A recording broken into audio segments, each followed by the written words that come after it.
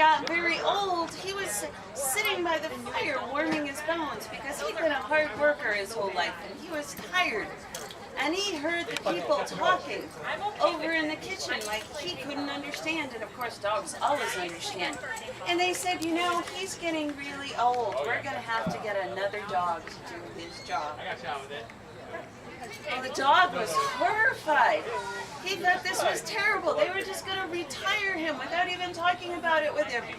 So he decided he was not going to wait to be put out in the cold or turned out of his home. Instead, he was going to go to the town of Bremen and become a musician because he could sing.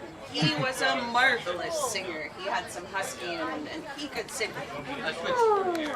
anytime. And he thought, you know, if he went to the big city like Bremen, he could make it big.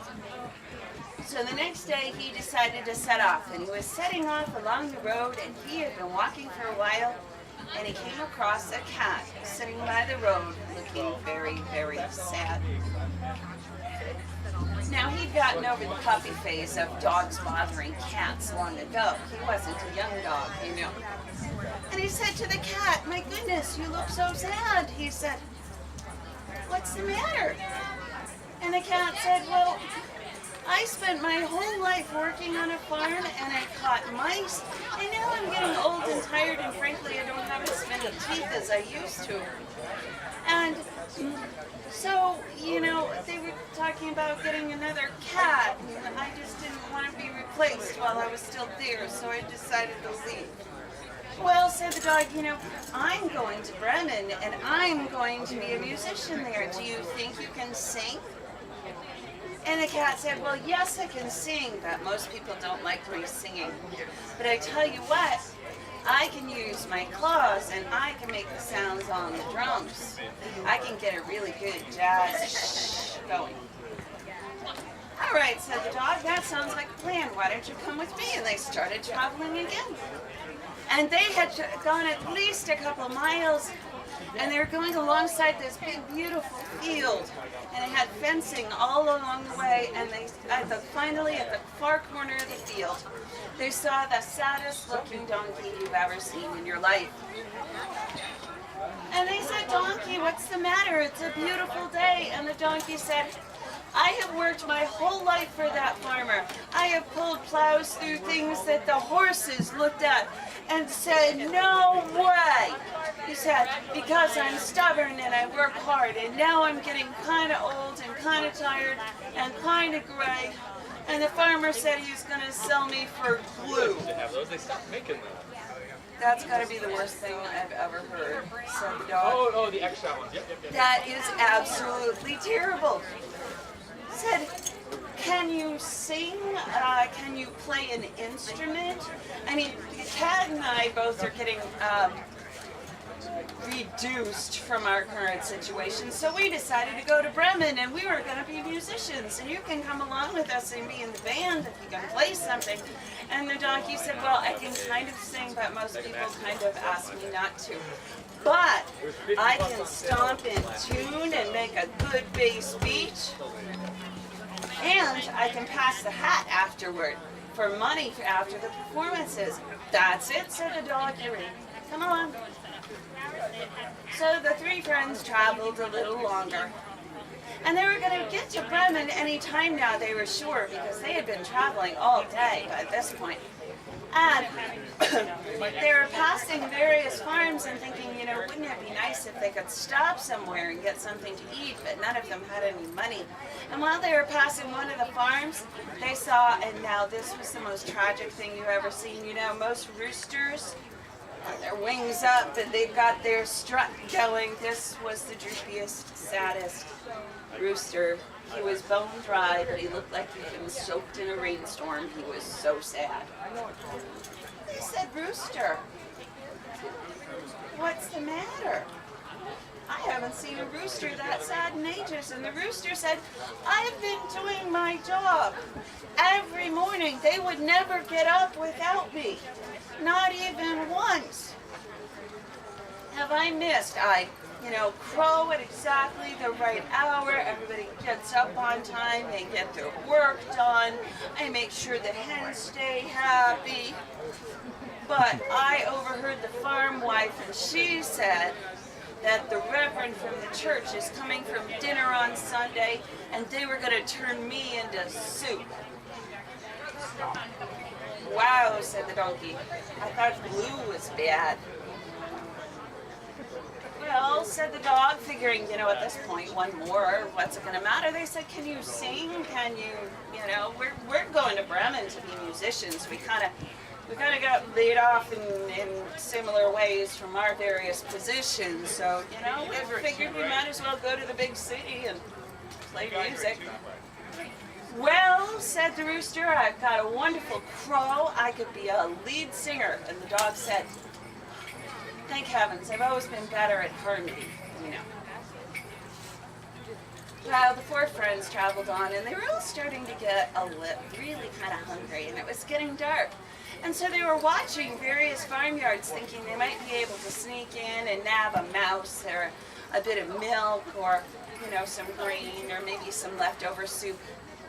And they saw this one house, and the light in it was very dim, like it was just a fireplace, but no lights on. And they snuck out very quietly, and it was a little tumble-down house. But out in the yard of the house, the donkey found a few wisps of hay to munch on.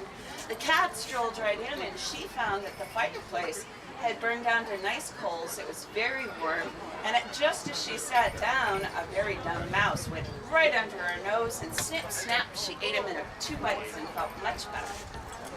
The dog realized that somebody had left some beef stew behind. So he got himself a bowlful and helped himself. And the rooster had found a little bit of corn out in the yard, and he flew up into the rafters and settled down. They're all so comfortable and full. They went to sleep. What they didn't know was this was a house of highwaymen. They would retreat there, and it was their secret hideout. But every night they would be out on the roads, robbing people for their jewels and money and stopping coaches. And that was why there was nobody home, because they were off robbing people all through the roads of the road. And after they had had a couple of successful robberies, they decided to go back to their hideout, little knowing that the dog, the cat, the donkey, and the rooster had settled down there for the night. Now, when they got back to the yard, they didn't see the donkey because he was kind of hiding in the shadows. But they realized that somebody had been mucking with stuff in the house because the door was standing right wide open. And, the fire should have burnt out by now. But somebody had clearly put another log on it and it burned down to coals again. So they weren't very sure about this because, somebody might have mucked with, the treasure they had hidden in the house. Somebody might have, come in and stolen things. So they decided that one of the robbers should go in and check things out. So the robber snuck in, and in the process, he bounced the door off his arm. He kind of staggered a little, and the dog, who had fallen beside the door, woke up with a nasty snort, howled, and hit him in the foot. And the guy raced for the fireplace because he knew there were some candles above the fireplace and he could at least see what's going on. And he reached for the candles on the mantelpiece, and he managed to step his other foot right into the middle of the cat, who with all 20 million claws latched onto his foot, hissed, screamed, and bit. By now, the robber has kind of an interesting double limp going on. He wants to get out as fast as he can. But all of this ruckus had woken up the rooster, who came flying down off the rafters, landed right on his head, and started beating at him with his wings. By now, the poor robber just wanted to get out of there, and hopefully everything would leave him be. So he went flying out of the house just in time to meet up with the back end of the donkey. who had decided that nobody should bother his friends in the middle of the night and double kicked the guy all the way back to the fence post. Well, he lay there dazed for a minute, and all of his buddies came up to him and said, "What's happened? What's the matter? What happened to you?" I go, "What was in that house? I mean, we heard all of the screaming and the barking and the growling," and the guy said, "I swear the place has been infested by demons. I did no more than open the door and something sank demonic fangs into my foot. I went to the fireplace to get a candle so I could see what was going on, and something else screeched and started trying to eat my entire leg. By then I was just trying to get out of there, and then something else landed on my head and was beating me about the head and shoulders, yelling, 'Sinner, robber,' and all kinds of foul things that we can't say on a stage." He says, "And then when I finally got back out of the house, one of the angels from heaven walloped me so hard I landed on the fence post." Well, the robbers decided that, this had been a temporary hideout after all, so it was probably better to leave it to whatever demonic entities had infested it and move along. And the next morning, the dog and the cat and the donkey and the rooster started poking around a little bit in their new abode, and they found in every crack and corner of every little place in the house, they found little bits of jewels and stuff from ages past that the robbers had stolen and hidden in their hideout.